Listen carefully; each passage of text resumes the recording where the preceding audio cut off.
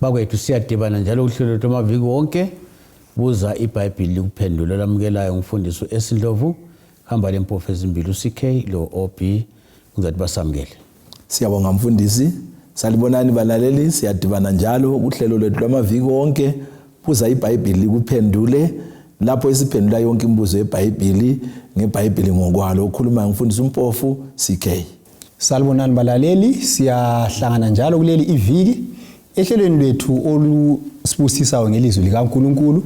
Sengathi uNkulunkulu ke angaqhubekela phambili elathi esithungamela silifunde ilizwi lakhe silizwise bese siliphila lenze umahluko ezimpilweni zethu. Umfundisi OB Mpofu, siyabonga. Siyabonga abafundisi ukusincedisa lokusichasisela ilizwi likaNkulunkulu limnandi, liyanambitheka, liyakholisisa, liyasigcilisa njalo eqinisweni. Balaleli, ngithanda ukuthi singakangena esifundweni imphinde inombolo zocingo 0718 444 lapho ufuna ukubana ubuza umbuzo kumbe ufuna ukuchasiselwa kumbe ukwengeza kumbe ufuna ukuthi sikunikeze ugwalo olubizwa kuthiwa iGreat Controversy ngesilungu, impikiswano enkulu ngesindebele. Thumela umbiko wakho khona lapho siza kuphathisa. Bafundisi, asingeneni kusifundo salamhlanje. Lokho sikhangela indaba yeTabernacle. Kunjani? Indaba ebanzi, indaba emnandi njalo. Mfundisi OB, ke sikhangeleni ukuthi iTabernacle lona ngokwalo ukwakhiwa kenje laqala nini? Siyabonga. So sikhumbule ukuthi iviki eliphelileyo sigcine sokulethwa iminikelo. Lapha sithi thina sigcine endaweni emnandi. Kunjalo. Kodwa abantu abanikele kwazi baze bamiswa ukuthi sicela ukuthi bafundisi limfikise khonapho. Kusizafika nini? Kunjalo, sithemba ukuthi ngomsa wenkosi siyafika. Ngoba katheso wethu umganga usubanzi ukwedlula wama-Israyeli. Ikho lokho. So kumele sifike lapho masinyane. Ngililindele bazalwane. Siyabonga. So lapha sikhangela ukuthi kathi iTabernacle lakhiwa njani. Imbali yalo nje amafitshane. Ngizacela ukuthi umfundisi uCK asibalele Exodus 40 ivesi ngelika 1 sibale sisiyafika ku6. Exodus 40 ivesi ngelika 1 sisiya ku6. iBhayibheli lithi lona ke uJehova wakhuluma kuMose wathi ngosuku lokuqala lwenyanga yokuqala wolimisa iTabernacle lethende lokuhlangana ufaka khona umphongolo wobufakazi uhenqele umphongolo ngesihenqo ulingenise itafula uhlele izinto eziphezu kwalo ulingenise uthi lwezibane ubeke izibane zalo ubeke ialtari legolide lempepho phambi komphongolo wobufakazi ulingenise iveli lomnyango weTabernacle ubeke ialtari lomnikelo wokushiswa phambi komnyango weTabernacle lethende lokuhlangana ubeke umncengezi phakathi kwetende lokuhlangana nealtari uthele amanzi kuwo. Siyabonga. So lapha sinanzela ukuthi ngabantu ababesenkangala lapha esakuthinta emavikini adlulileyo. So owakuqala ukuthi iTabernacle lakuqala eliyakhiwayo lakhiwa ama-Israyeli esenkangala. Njalo sikunanzelela lapha ukuthi iTabernacle leli kwakuyisakhiwo esingagejelwa ngaphansi. Kwakuyisakhiwo esithwalekayo. So abantwana boIsrayeli babe sithi nxa behamba bangafika endaweni ethile iyezi selimile nxa kusemini babe sima khonapho kumbe nxa insika yomlilo isimile nxa kusebusuku bame khonapho lapho babe campa khona babefika balihlanganise iTabernacle.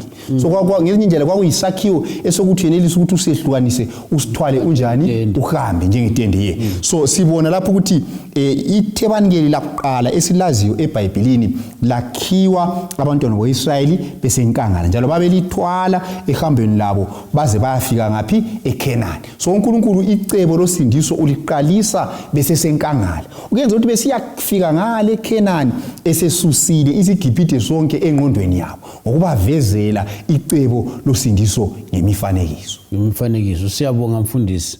Mfundisi CK sebese Kenani kwinokwenzakalayo ukuthi khona kutsho umfundisi uqhubekele phambili Siyabonga mfundisi wami. Funda lokuthi bakwenze khonokho kuveza ukuthi uNkulunkulu phakathi kwabo. Siyabonga mfundisi wami. Sizafunda lapha encwadini yamakhosi akuqala isahluko ngesika 8 ivesi ngelesine lencwadi yabase yezikronike zakuqala ngo22 ivesi ngelika 19. Amakhosi akuqala ngo8 ivesi ngelika 4 iBhayibheli lithi lona ke bakhuphula umphongolo kaJehova nethende lokuhlangana nazo zonke izinto ezingcwele ezazisetendeni kwakhushulwa ngabaprista nabalevi. Sinanzelela ukuthi bese hambeni babelungise ithabanekele abalithwalayo njengalokho umfundisi uMpofu ekubekile. Sebefikile elizweni leKhenani, ilizwe lesithembiso. Sithola ke sokusakhiwa ithabanekeli sokusiba lethempeli lakhiwa nguSolomon. Ithempeli leli lakhiwa nguSolomon sizananzelela ukuthi imbali yazitshela ukuthi uDavida wayechiye buthelele konke okwakudingakala.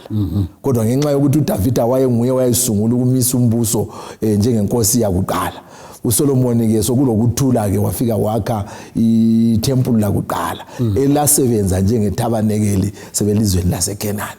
Lencwadi yezikronike la iyafakaza futhi into efana nayo. So lapha sesithola ke ukubana ke ithabanekeli leli sokuphakathi kwethempeli lali yakhiwe nguSolomon. Ngenye indlela mfundisi kuseyilokho okuthwalwa. Ayiseyiko okuthwalwayo. So kuyindlu lapha babengena besiyakhonzela khona. Kungenzakala yini ukuthi la nxa kufika khonapho kodwa isifundo sasingene kanjani? Kungaba into esingacabanga ukuthi yayisingenile kibo ukuthi sebekwazi ukuthi uNkulunkulu ukhonzwa njani okwehlukanisa lezi izizwe. Siyabonga mfundisi wami ngoba ungananzelela ukuthi kwaso kungenile kubo antsho bathi belungiselelana elalungiswa nguMose kuthiwa inkazimulo kaNkulunkulu yafika yabonakala ihlala phakathi kwethabanekeli. Selakhiwe likaSolomon lalo balinikela. Inkazimulo yeyezi kaNkulunkulu la yabuya yeza kwenza njani? Yahlala. So ngithemba ukuthi lokhu kwaso kungene kwagqila sibili ezingqondweni zabo sebekwazi ukuthi uNkulunkulu kumele akhonzwe ngayiphi indlela.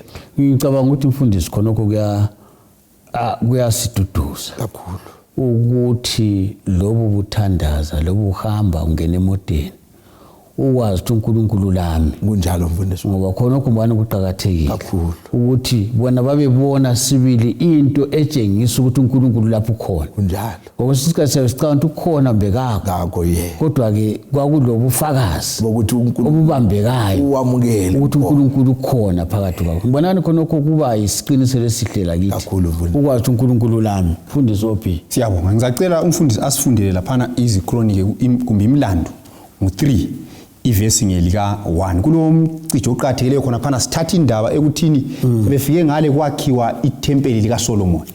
Kulento eqhatheleyo kakhulu ngendawo lapho ithempeli leli elakhelwa khona.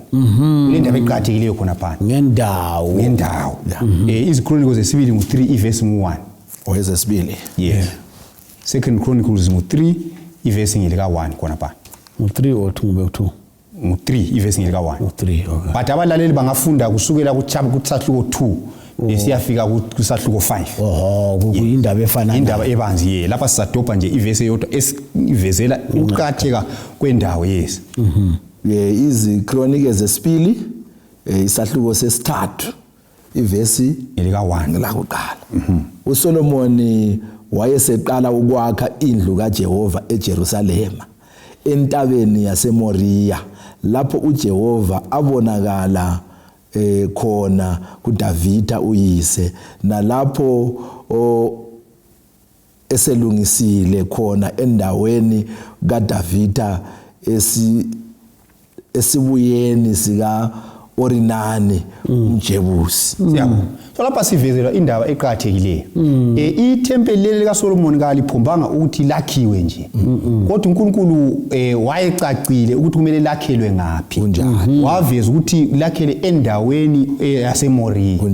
Indaba yaseMoriya le yiyo indawo leyana uAbraham atshelwa khona ukuthi kayekwenza ini umhlatshelo kabani kaIsaac. So abafundi beBhayibheli bavumelana ukuthi khonapho kanye ethempeli likaSolomon kwawusenzelwa umhlatshelo yikho kanye lapho uAbraham ayenzela khona umhlatshelo wakhe. So lapha sivezela ukuthi iBhayibheli likhuluma into eyodwa icebo losindiso liveza into enjani eyodwa. So ngesikhathi sikaAbraham uNkulunkulu wayelokhu eveza indaba yemhlatshelo ebavezela ukuthi nxa bebulala izinyamazana kuthi ukuthi kulomunye othatha indawo yabo kulokuthi bona bafe befela isono sabo kufa omunye endaweni yabo. So yona liyani indawo lapho Abraham ayenzela khona umhlatshelo yikho lapho kwakhelwa khona ithempeli kaSolomon. So usithi ukuthi icebo losindiso linye iBhayibheli lonke ikwesi kufundayo la. So abantwana bakweIsrayeli abakufunda besenkangala kwaqhubeka ngitsho sebese Kenani sebehleli khona ngale Kenani. uNkulunkulu ayekuvezele uAdamu, wakuvezela uNoah, wakuvezela uAbraham. Lokho kulicebo njani linye icebo losindiso. Singathini mfundisi ngokukhetha leyo ndawo ngoba ngizwa ngani imbali lapha nxa ibalwa ilandisa into eziningi.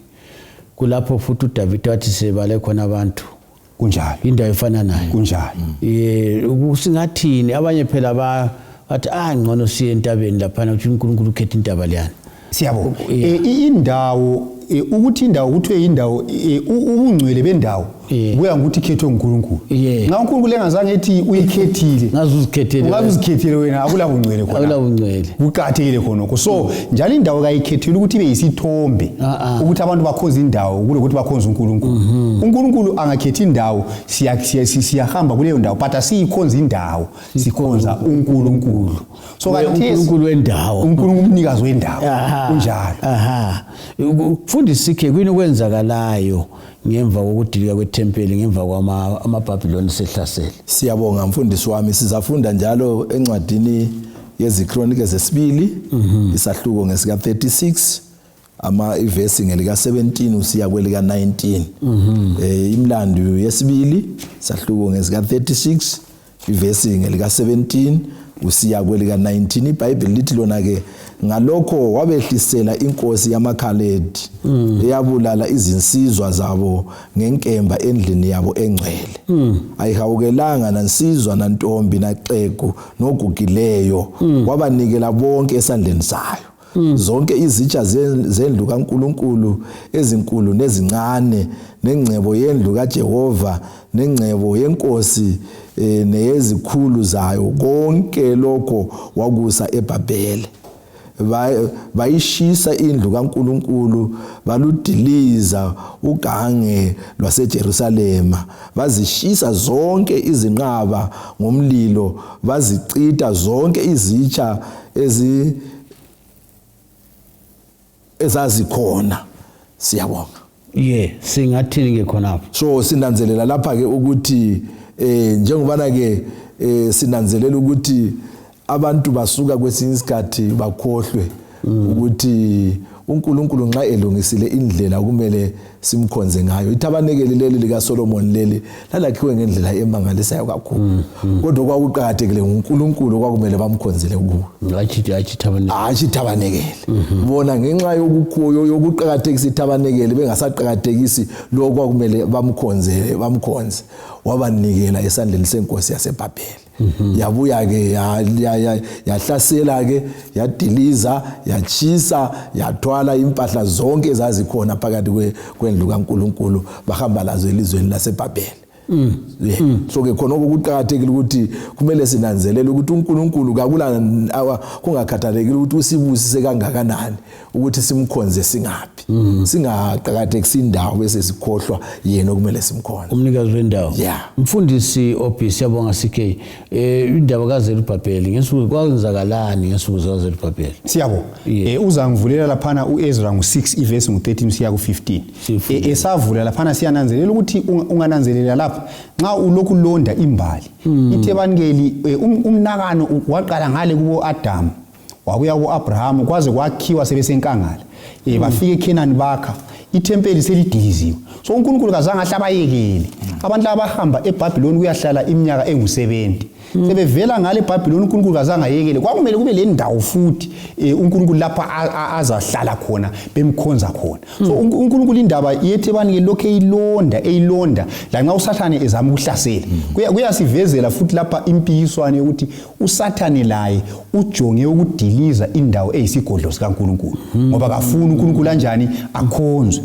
So into yakuqala abakhathazeka ngayo sebesuka ngale eBhabhiloni ngemva kwe70 years yikukhathazeka ngethempeli. ithempeli ngoba vele abantwana bakaNkulunkulu ngeke baphile kungela ndawo lapho bahlangana khona noNkulunkulu yikho sikubonayo lapha yikho ke oZerubhabheli lapha sibabona beqina ngokuthi bengakaqali okunye kabaqali ngethempeli uEzra uthini lapha ivesi 13 siya ku15 ithi yona ke khona uThathenai umbusi waphesheya komfula noShethari Bozenayi nabangane babo benza kanjalo ngesineke sonke ngokuba uDariyu inkosi wayethumele amalunga abaJuda ayesakha aba nempumelelo ngokuprofeta kukaHagayi umprofeta noZakhariya indodana kaIdo akha aqeda njengokwesilayezo sikaNkulunkulu kaIsrayeli nanjengokwesilayezo sikaKoresi noDariyu Arita Shashita inkosi yasePeresiya verse 15 verse 15 yaqedwa leyo ndlu ngosuku lwesithathu lwenyanga kaAdari ngomnyaka wesithupha wokubusa kukaDariyu inkosi. Siyabonga. So lapha sinanze usebevele eBhabhiloni abazange baqale bakhangile okunye kodwa bagcila ekwakheni ithempeli. Ngoba uNkulunkulu wayefuna ukuthi bangaze balibala icebo losindiso. Kwakumele bahlangane ethempelini bekhonza uNkulunkulu ebakhumbuza ngecebo losindiso. So lapha siyabona ukuthi uNkulunkulu icebo losindiso ulilondile uyaliqhakathekisa kakhulu into eligugu ebantwaneni bakhe. So nxa ukhangela imbali yeThebanikeli kuyasivezela ukuthi izikhathi ngezikhathi bekule ndawo lapho uNkulunkulu aveza khona icebo losindiso ebantwini bakhe. Sebevele eBhabhiloni sibona besakha ithempeli kakutsha ngoba kwakumele kube le ndawo lapho uNkulunkulu abavezela khona icebo losindiso. Singathini mfundisi ngokuthi nxa ngulalele ukuthi khona lokho kutsho inziki kunjalo kumele kube inziki empilo zethu kunjalo ngokuthi kasaye bagijime bayedinga amaplazi bayedinga ndani kunjalo bengakadingi okunye lokho uNkulunkulu kuqala kunjalo uNkulunkulu kakhonze cebo losindiso kalikhangelwe lihambe phambili kunjalo kutshoni kithi uMateyu 6 verse 33 kodwa funani umbuso wezulu kuqala lokulunga kwakhe kunkhona lezi ezinye izinto ziyakwengezelelwa kini ukuthi uNkulunkulu uyakwazi esikufunayo kodwa yena kuqala lokulunga kwakhe asiqaleni ngomsebenzi wakhe asiqaleni ngokwakhe uzasibusisa ngakho konke oku. Mfundisi uyiqedile indaba mfundisi ke uHerod lapha simbona esenzani kuleli thempeli esikhuluma ngalo. Siyabonga mfundisi wami uJohane isahluko sesibili ivesi ngeyama20 ithona ke ngakho ke bathi abaJuda leli thempeli kwaba yiminyaka engama46 lakhiwa wena ke uza kulivusa ngensuku ezintathu na. Silanzelela ukuthi ithempeli leli esilihlangana lalo kuTestament elitsha labuya lakhiwa kakutsha nguHerod. Herod lo nguphi uHerod omkhulu nguphi khona? Nguye uHerod omkhulu. So yilo esesilithola lapha kuTestament elitsha. So kuthi ngenye indlela kwakuvele kuqhakathekile ukuthi lingayekelwa libe lunquwa kunjalo ngoba kulapho kwakukhonzelwa khona uNkulunkulu kulapho indlela kaNkulunkulu yayitholakala khona nxa lingasekho akuselandlela kaNkulunkulu akuselandlela. Siyabonga mfundisi Ophi.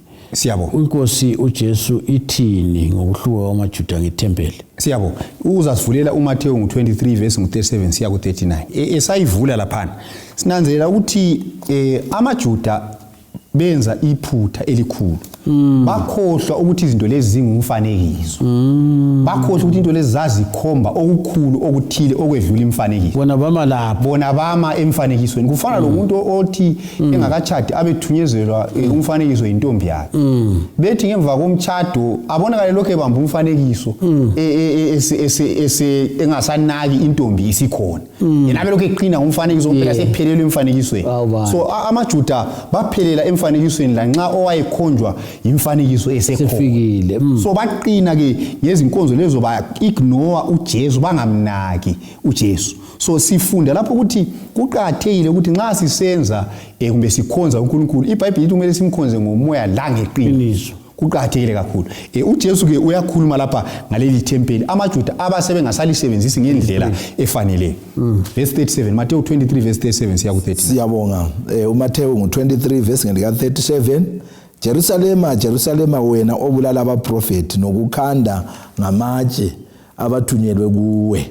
Kukangaki ngithanda ukubuthela ndawonye abantwana bakho njengesikhukhukazi sibuthela amazinyane aso phansi kwamaphiko aso. Kepha anivumanga. Bhekanini indlu yenu izasala nani. Ngokuba ngithi kini anisayi kungibona nize nithi ubusisiwe ozayo egameni lenkosi. Siyabonga. So lapha nguJesu usekhuluma ngethempeli ngenxa ukuthi amaJuda babengazange bamukele yena oliwundlu likaNkulunkulu elisusa isono somhlaba. Bona bafuna ukuthi baqhubeke lokho besenza imihlatshelo yezinyamazana. Bala baphika uMesiya umsindisi oliwundlu elalikhonjwa zinyamazana. So uJesu uthi ngilwisile ukuthi ngilincenge ngilibuthe njengesikhukhukazi sibutha amatshiyane alo. Kodwa libulela abaprofeti abesesithi yena indlu yenu ichiwa ingenalutho. Amabhayibheli esikhiwa athi wona desolate. Ngezinye indlela uJesu walilahla ithempeli ngenxa yokuthi la lingasayenzi umsebenzi walo. Lokho ayekujongile ngalo ukuthi bafunde icebo losindiso. Lo ithempeli elalifundisa ngaye babengamnaki bonjalo. So kwakungasela sizathu esokuthi ithempeli libe khona. Ngoba ithempeli okwakwenza libe khona yikufundisa abantu ukuthi ngelinye ilanga ukhona ozayo ozakuya kufa eCalvary. So Jesu uthi ngenxa ukuthi lingihlamukile, ngenxa ukuthi azange libe le ndaba leqiniso lalokho okufundiswa lithempeli, indlu yenu ichiwe injalo ingena lutho ayisasebenzi. UNkulunkulu useyithuthile khonapho seyiyekelile ukuthi indlu le ibe yisigodlo sosindiso ngoba onguye okhonjwa indlu ongokoqobo nguJesu sekhona kodwa nalimphikile. So lapha siyafunda ukuthi kwesinye isikhathi abantu bayagcila ngamasiko ezokukholwa balahle umutsho wakhona. Abantu bayagcila ngezinto ezibonwayo bagcine beziyenza zibe izithombe bakhohle ukuthi kumele bakhonze uNkulunkulu. Indaba eqhakathekileyo maybe ngasiphetha khona bufundisi CK ngo-1870 kwinokwenzakala eThekuleli tempeli. Siyabonga kungani kwenzakala. Siyabonga mfundisi wami. Ungafunda encwadini kaMathewu sahluko ngesika 24 ivesi ngelesibili. IBhayibheli lithi lona ke waphendula wathi kubo anikuboni konke lokhu na. Ngiqinisile ngithi kini akuyikushiwa lapha itshe phezulu kwetshe elingayi kudilizelwa phansi. Njengoba ke esethintile laphana umfundisi opi laphana sinanzelela ukuthi ngenxa yokuthi bonke ababethunyelwe phambi kukaJesu yena engakabuyi babakhanda ngamatshe naye uJesu babuya futhi bamphika bambethele esibhambanweni. So ke sibona ukuthi ekucineni uJesu wabatshela ukuthi itempeli lona lelo liziqhatsha ngalo liza kudiliswa. So sibona ngomnyaka ka-AD 70 kusiza ke amaRoma kadesi sebezochisa itempeli lona lelo ngomlilo. Xa babechisa kakula ngitsho lokukodwa kwasalayo balichisa laphela du. Lokhu bese kusifundisa ukuthi ithabanekeli leli elali lapha emhlabeni kalisaqhakathekanga ngoba isifundo sakhona abantu babengasasiqhakathekisi. So ithabanekeli liqhakathekileyo kadesi lithabanekeli lasezulwini lapho uJesu akhona esenza umsebenzi wokugcina. Mfundisi Obi angazi bese ngigijima kakhulu lapho sikhenxa esitsho njalo. Ngiyakhumbula uJesu elenge esiphambanweni kwenzakalani kuthebe laphana. Yabonga kwathi iveli lethempeli ladabuka kusuka phezulu kusiya phansi. Okwakusithi ukuthi umsebenzi wethebanekeli lasemhlabeni usunjani usuphelile ngoba lo akade limkhomba usefile eCalvary. Singasigqiba khonapho bafundisi ngitshila ukuthi bakhona abanye abaphelele eCalvary. Abangafuna ukudlula wathi nxa wena usudlula eCalvary usiya icebo losezulwini sudlule kakhulu. Ngiyaphinda ukuthi sibancede futhi kakhulu mfundisi wami. Sibancede njani mfundisi? Sibanceda ngokuthi bheka iwundlu likaThixo elisususa izono zezwe. Njengoba ke iveli lelana ladabuka kusukisela phezulu lisiya phansi. IBhayibheli liyasitshela ukuthi umpriester wayephethe iwundlu efuna ukuthi ahle alibulale labale ngalelo langa ngoba iwundlu loqobo lase linjani lase lifikile. So iwundlu elifana nayo uJesu ngenxa yokuthi wavuka wabuya wanyuka wayezulwini. uJesu kathesi ungazi uyengcwabeni lakhe likhamisile kakulalutho ngenxa yokuthi lo msebenzi okumele awenze ethabanekeli langaphi lasezulwini. Ingcwaba likaJesu lapha emhlabeni kodwa uthabanekeli eliqotho lisezulwini lapho yenza khona umsebenzi wokucina ukuba nakasincengele. So ke ophelele esiphambanweni kasoze afike lapho kumele aye khona, kodwa ke singamlandela uJesu sizaze sifike lapho uJesu azabuye ezosithatha asisekhaya ezulwini esuka khona. Yeah. Siyabonga mfundisi Obi. Singathi thina okwenziwa nguJesu eCalvary la kwenza kathesi kokubili konke kuqakathekile ukuthi icebo losindiso lipheleliswe, okukodwa akuphelelanga. Siyabonga. Udaba lothemba esingalunika abalaleli nxa sigqiba singathini? Siyabonga. Amazo amafitshane. Siyabonga. So esikutsho lapha ukuthi indaba yeThebani ke nxa sikhangela imbali iveza ukuthi isizathu sokuthi ulahlwe kasikho. Ngoba uNkulunkulu isifiso sakhe ukuhlala labantu bakhe. Ithempeli ayidilika abalakhe ukuthi lidilike, injongo yakhe ukuhlala lawe ukuthi usindizwe. Akula sizathu esokuthi ulahlwe uJesu yena ekhona. Siyabonga mfundisi wami, mina ngizaphinda njalo kubana ke bheka iwundlu likaThixo elisusa izono zezo elinguJesu, umlandeli lapha khona. Balaleli nasi indaba bheka iwundlu likaThixo, akula sizathu sokulahlwa. Icebo losindiso ngelethu sonke, ngelakho, ngelami, lanele kithi sonke. Phambanweni seCalvary uJesu akwenzayo la kwenza khathesi, abafundisi lokho beyichombulula indaba besichasisela kancinyane. Hamba lathi ungayikhatshana, silimlandele uJesu lapha khona khathesi, lalapha azasuka ekhona esuka kuleyo ndawo. Namhlanje kwanele, kasidibaneni kuvikelizayo, daweni efananayo ngesikhathi esifanayo. Siyabonga.